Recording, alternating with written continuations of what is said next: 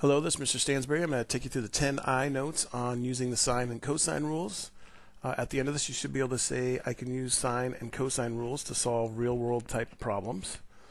Okay, so let's kind of take a quick overview of sine and cosine rules. So cosine rule we use when we're given three sides or two sides in the included angle, and then we use the law of sines when we're given one side and two angles, or two sides and the non-included angle.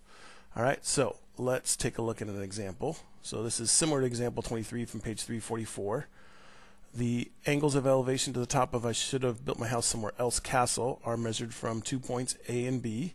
How tall is the castle from the water to its highest point? So what I'm thinking is if we can figure out what this side is, then we can use the our trig ratios. You can use sine to figure out the opposite side over the hypotenuse from that angle. So if we can figure out this side, we're in business. So we have this side here is the only length that we know. So if we want to use law of sines, we got to figure out what this angle is here. So we can do that by first figuring out what this angle is, and then we can figure out what that is. So to figure out this angle here, let's just do 180 minus 41.2 degrees. So 180 minus 41.2 gives us 138.8 degrees. Okay, so now to figure out this angle here, we are just going to do 180 subtract these two angles, right? Minus 29.7 and also subtract 138.8. So because the three angles of a triangle always add up to 180, right? So 180 minus 29.7 and minus 138.8 give us that this angle up here is 11.5. So this angle here, 11.5 degrees. So now we have an angle and the side across from it, so then we can use the other angle and the side across from that to figure out what this is here. So let's do this. Sine of 11.5 is to 1473 as sine of 29.7 is to this side here, let's call it x. So we just do cross products, right? This times this equals this times this. So x sine of 11.5 equals 1473 sine of 29.7. So if we divide both sides by sine of 11.5, then we're in business. So here's our sine of 11.5, divide that both sides. So we'll just get x equals this business here. So let's figure that out here. We've got 1473 times sine of 29.7. That gives us 729.8. Now we want to divide that by the sine of 11.5, and that gives us 3661, we'll call it. Okay, so this is 3661. Okay, so now that we know that, again, we can now figure out what this height is here by just doing a simple law of, but just the sine ratio. So we can do sine of 41.2 equals the opposite side, which is what we're looking for. Let's call that the height, divided by the hypotenuse, which is 3661. 3661. Multiply both sides by 3661. And we get that the height of this building here is 3661 sine of 41.2, and we get 2,411 feet about. Or sorry, 2,411 inches if I stick to our inches that we had here. Okay, so that's the height of that castle. So that's one way to go through and figure that out. All right, let's take a look at another concept that we covered earlier in this class, and that is bearing. Okay, so true bearing is the angle measured from true north, and this is kind of a tricky concept. A lot of people have a hard time with this, so let's see what we can do to get this figured out. So for the diagram given, find the bearing of B from A, and then of the angle of bearing to C from B, and then to A from C. So first thing we're looking for, here's true north. We want to figure out what this angle here is, and guess what? It gives it to us. This is 38 degrees. All right, just true north to whatever the angle is that you're heading to get to B. Okay, so let's do, now we got to do C from B. So here is true north for B, so we got to figure out what this angle here is. Okay, I think probably the easiest way to figure this out is, since these lines here are parallel, these are let's see, co-interior angles? Yeah, co-interior angles here. So these two have to add up to 180 degrees. So let's do 180, but we've already used 38 of those on that, and that gives us 142 degrees for this here. So then we know that this whole thing makes 360. So to figure out what this bearing angle here is, we'll do 360 minus 94 and minus the 142. Okay, so let's try that out. So let's start with 360 minus 94 minus 142, and that gives us 124 degrees for right here. Okay, so we've got the first two. Let's see if we can figure out the last one, and then away we go. So now we want to figure out the bearing of A from C, right? So we want to figure out what this angle here is. Now the good news is we already have this piece here. If we can figure out what this piece is here, then we can just subtract it again from 360 like we just did to figure out what this angle is left. And the good news is, again, these are going to be supplementary angles right here. So we're going to take 180 degrees and minus this angle here, which we just figured out is 124. That's a 0. Close enough. And then let's see, we get that this is 156. No, not 156, but just 56. Okay, so this here is 56 degrees. So then to figure out what this is, this bearing angle here is, we're just going to do 360 minus the 45 and minus the 56. Alright, so if we do that, 360 minus 45 minus 56, and we get 259 degrees. So then that's our bearing angle. Alright?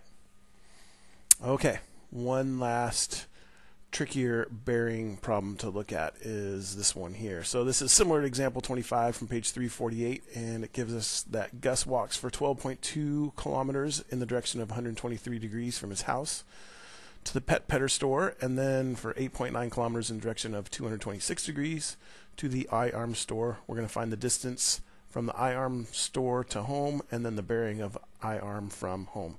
So let's draw ourselves a picture here. So here is home. We're starting there, and then we're heading at a bearing of 123 degrees. So let's call this here 120, oops, not 25, but 23 degrees. right, to the Petter store. So let's signify that with our beautiful kitty cat. All right, so here's the Petter store, and let's see, that is 12.2 kilometers from home. And then from here we are taking a bearing of 226. There's 180 down below. There's 270, so it's got to be something about here-ish. There's 226. And here's the I-arm store. I don't know how to draw the I-arm. That is ridiculous. But anyway, so we want to try to figure out, well, first how to draw a straight line. That's not it either. Maybe if I start from here, I'll have a better shot. Nope. One more try. Nope. Two more tries. Oh my gosh, that's terrible. You just got to go with me that that's a straight line. So there's the I-arm store, and then what we're trying to figure out is this distance here. Let's call that x. That's the distance from the I-arm store to the home, and then the bearing of I-arm from home. So then we also want to figure out what this angle here is.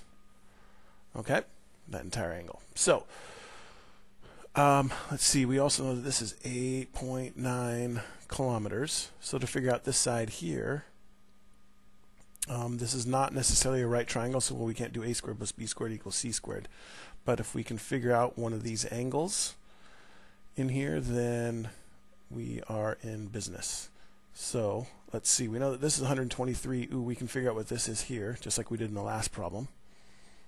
Right, so let's try that out. We know that this is 123. These are going to be supplementary angles. So we'll do 180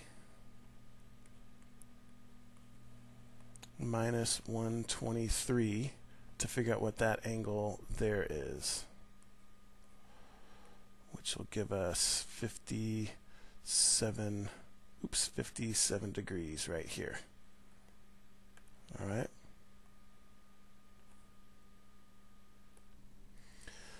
So now that we know that this here is 57 degrees and this is 226, we can figure out what this is here by doing 360 minus the 57 and the 226 degrees. So let's figure out what that is. All right, so let's see, we've got 360 minus 57 and minus 226.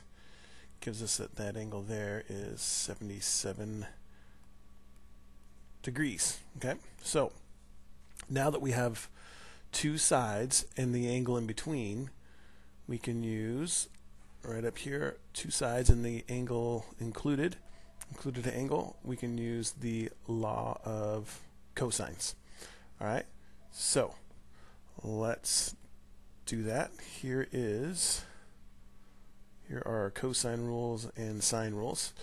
So let's see, again, we're looking for a side, so we're going to want to use this first one here. So let's call that x squared is going to equal b squared plus c squared. That's just these two sides, so we're going to just do 12.2 squared plus 8.9 squared minus 2 times 12.2 times 8.9 times the cosine of 77. And again, it looks like a big fat mess, but just enter that all into your calculator and it'll give you what x squared is. So x squared is going to equal, let's see, 12.2 squared plus 8.9 squared minus 2 times 12.2 times 8.9 cosine 77. All right, so we enter that and we get 179.19, so let's call that 179.2. And then we square root both sides to figure out what the x gives us. Okay, so let's square root that. So we second square root our answer, and we we get 13.38, so let's call it 13.4. Okay, so the distance from the iArm store to home is 13.4 kilometers. All right, so we've got that. Now we want to figure out what this angle here is from due north down to our bearing angle from home to the iArm store. So again, I'm thinking that since we have this now, which is 13.4, let's go through and we can actually use a nicer one instead of law of cosines. Let's do the law of sines, and we'll do sine of 77 is to 13.4, and we're looking for this angle here, so we want to use 8.9. So the sine of, I don't know, let's call this h for home, sine of h over 8.9, right? So cross multiply, cross products here. So we get 13.4 sine of h equals 8.9 sine of 77. So divide both sides by 13.4, and we get that sine of h equals whatever this gives us. So let's figure that out. So we get 8.9 sine 77, and divide that by 13.4. We get 0.647. 0.647.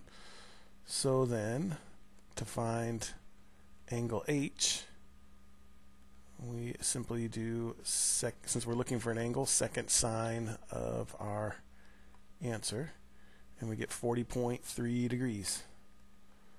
40.3 degrees. So this here is 40.3.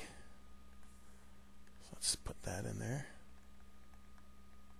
Okay, so to figure our bearing angle, we'll just do 123 plus 40.3, and we get 163.3 degrees is our bearing angle. 163.3 degrees. All right.